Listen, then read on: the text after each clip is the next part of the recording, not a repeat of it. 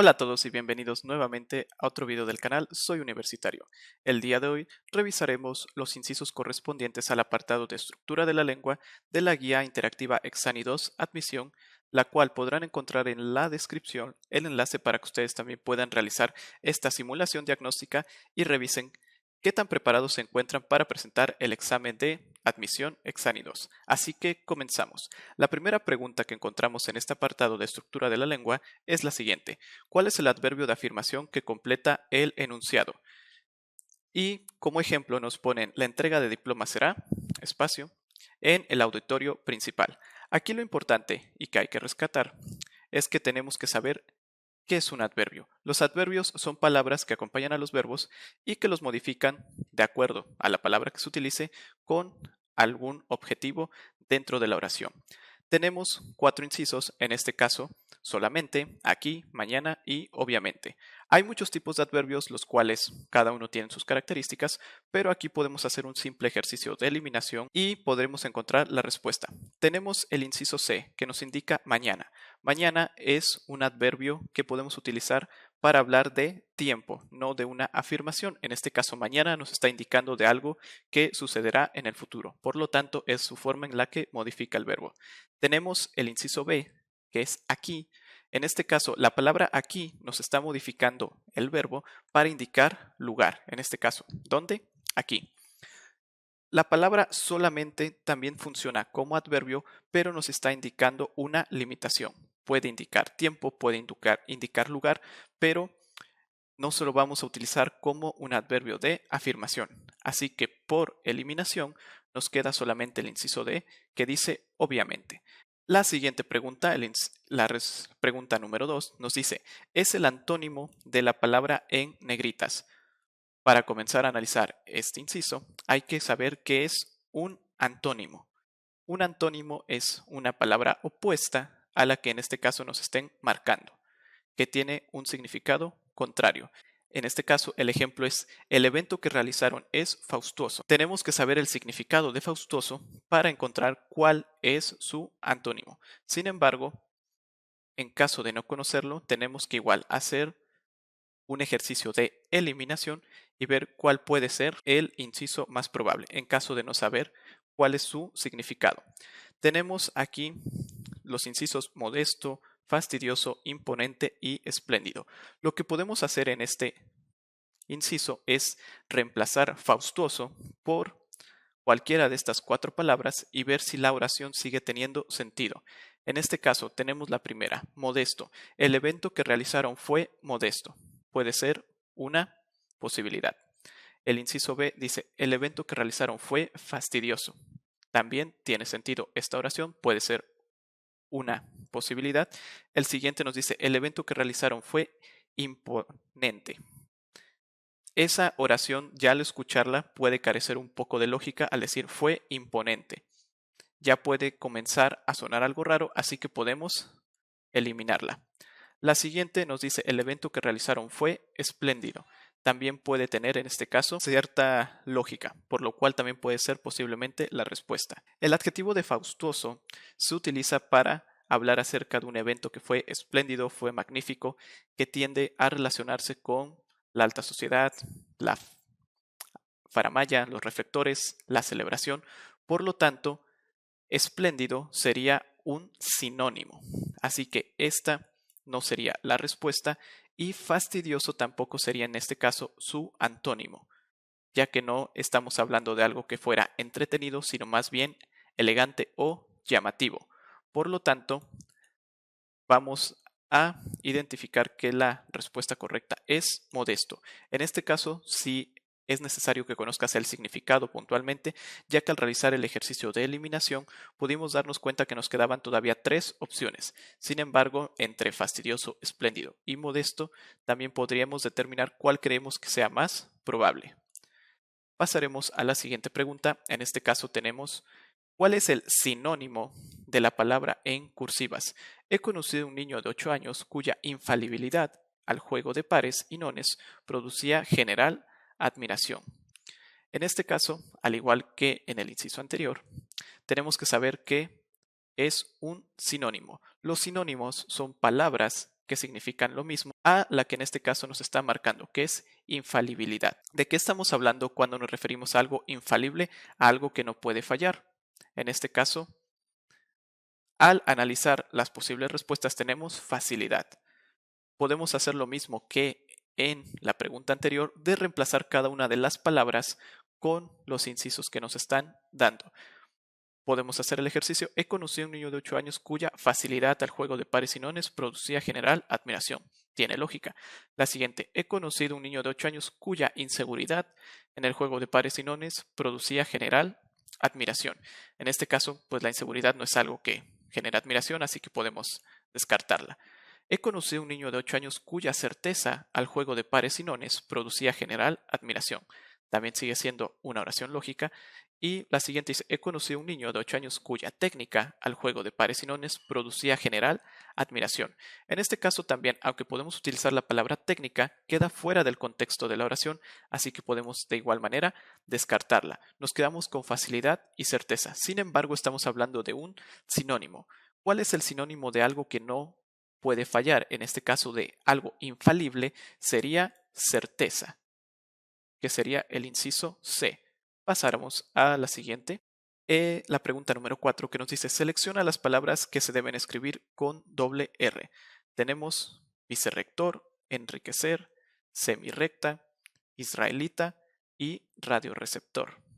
En este caso, si no estamos acostumbrados a leer o conocer algunas de estas palabras, podemos identificar si llevan doble R o R a partir de cómo se pronuncian. De igual manera, en las opciones, como son opciones de eliminación, podemos ir eliminando incisos a partir de una que creamos que o que tengamos dicha certeza o que creamos que estamos correctos. Tenemos la primera, vicerrector. En este caso, no podemos pronunciarlo con R normal, vicerrector. Entonces, es una palabra que lleva doble R. ¿Qué nos hace esto? En los incisos tenemos que el A y el B tienen la número 1 como respuesta correcta y la C y la D en este caso no la tienen como respuesta correcta. Por lo tanto, vamos a eliminar el inciso C y el inciso D. ¿Por qué? Porque vicerrector es una palabra que lleva doble R y no se encuentra en el inciso C ni el inciso D. Lo mismo podemos hacer al revés. Si vemos enriquecer, no es una palabra que lleve doble R y como está contenida en el inciso C y D, sería un error. Así que solo nos quedamos con A y con B. Y de esta manera también descartamos el inciso A. Enriquecer no es una palabra que lleve doble R, a pesar de que a la hora que las pronunciamos sí suene como que tiene doble R, así que se elimina. Por eliminación o en caso de que conozcas estas palabras, como se escriben correctamente, nos quedamos con el inciso B. ¿Qué palabras se escriben con doble R? Vicerrector, semirrecta y radioreceptor. Pasamos a la siguiente. Tenemos la siguiente que nos dice ¿cuál oración tiene un verbo compuesto? En este caso, ¿qué son los verbos compuestos? Desde ahí hay que comenzar a analizar la pregunta. Los verbos compuestos o el tiempo compuesto de los verbos son un tipo de tiempos que utilizamos en los verbos que regularmente se construyen a partir de un auxiliar y un verbo conjugado, ya sea en gerundio, en presente, en infinitivo, dependiendo a cada tipo de verbo. Entonces, vamos a comenzar a analizar las opciones que nos da la pregunta. Iré a comer contigo mañana. Esta oración la podemos eliminar porque iré a comer está en futuro. No es un tiempo compuesto, es un tiempo simple, así que la eliminamos.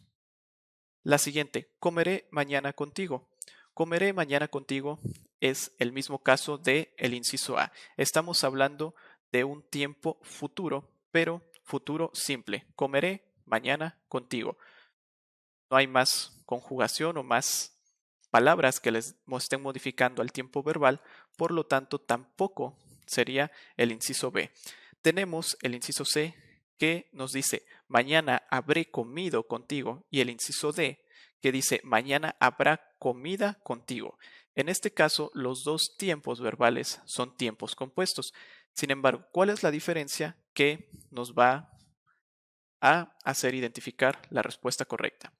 Mañana habré comido contigo. Vamos a analizar quién es el sujeto de la oración, así esté de forma implícita. Mañana habré comido contigo. ¿Quién habrá comido contigo mañana? En este caso sería yo. Podemos identificar que hay alguien que lo está diciendo, a pesar de no estar de manera explícita en la oración, hay un sujeto que está pronunciando la oración, hay un receptor, y si analizamos la siguiente, dice, mañana habrá comida contigo. Aquí cambia la situación porque aquí lo único que podemos preguntar es ¿con quién habrá comida mañana? Contigo. La acción va dirigida hacia otra persona. Entonces, en este caso, muchos de los tiempos compuestos y sobre todo en este ejemplo, tiene que ir hacia nosotros, es decir, hacia el protagonista o el sujeto de la oración. Por lo tanto, mañana habrá comida contigo, se eliminará y la respuesta correcta sería mañana habré comido contigo. Pasamos al siguiente. Pasamos a la número 6 que nos dice elija las oraciones coordinadas copulativas. Al igual que en los otros ejemplos hay que saber que son oraciones coordinadas. Es lo primero, ya que copulativas es un tipo de oraciones coordinadas. Las oraciones coordinadas son dos oraciones que están unidas por un nexo y que gracias a este nexo cambia el significado de la oración. Podemos encontrar muchos tipos de oraciones coordinadas, pero en este caso nos está diciendo copulativas. Las oraciones coordinadas copulativas son las que al juntarse incrementan la información que nos está dando sobre alguna situación o lo que se está describiendo tiene más elementos para incrementarse. No se oponen, sino que se incrementa de lo que se está hablando. A partir de ello podemos comenzar a analizar los 6 ejemplos que tenemos y determinar cuáles son las que tenemos correctas. La número 1 nos dice, hoy tenemos el examen de español. Es una oración simple. Hoy tenemos el examen de español. Solo encontramos una oración ahí, por lo tanto no es una oración coordinada. ¿Qué sucede aquí? Automáticamente podemos eliminar A y podemos eliminar B. La siguiente dice, jugamos y corrimos hasta el cansancio. Esa y es un nexo y en este caso está haciendo que dos oraciones se junten. Tenemos jugamos, sería la primera oración, corrimos hasta el cansancio, la segunda. Por lo tanto, la número 2 sería una oración coordinada copulativa. La tercera nos dice, quisiera tomar unas buenas vacaciones. ¿Qué sucede aquí? También viene siendo una oración simple. Checando los incisos podemos darnos cuenta que la D incluye la número 3, por lo tanto podemos eliminarla. Y nos quedamos entonces con el inciso C. La número 4 nos dice salimos a tomar un café y terminamos en una fiesta. Aquí lo importante son estos nexos como y. Y la número 6 dice los animales del circo no juegan ni otro nexo, perdón, ni comen bien. Por lo tanto, este sería también una oración coordinada copulativa, dándonos como resultado que el inciso correcto es el inciso C. Pasamos a la siguiente pregunta, la cual nos menciona, ¿cuál opción tiene una oración subordinada adjetiva? Al igual que lo hemos hecho en los otros ejemplos, oración subordinada. ¿Cuál es una oración subordinada? Es una oración que está en concordancia con otra, pero a diferencia de las oraciones coordinadas, las oraciones subordinadas no tienen significado por sí mismas. Es decir, si se separan de su oración principal, no le encontraremos algún significado. Por lo tanto, tenemos que ver de los incisos cuál cumple esta condición, pero aparte nos está diciendo adjetiva.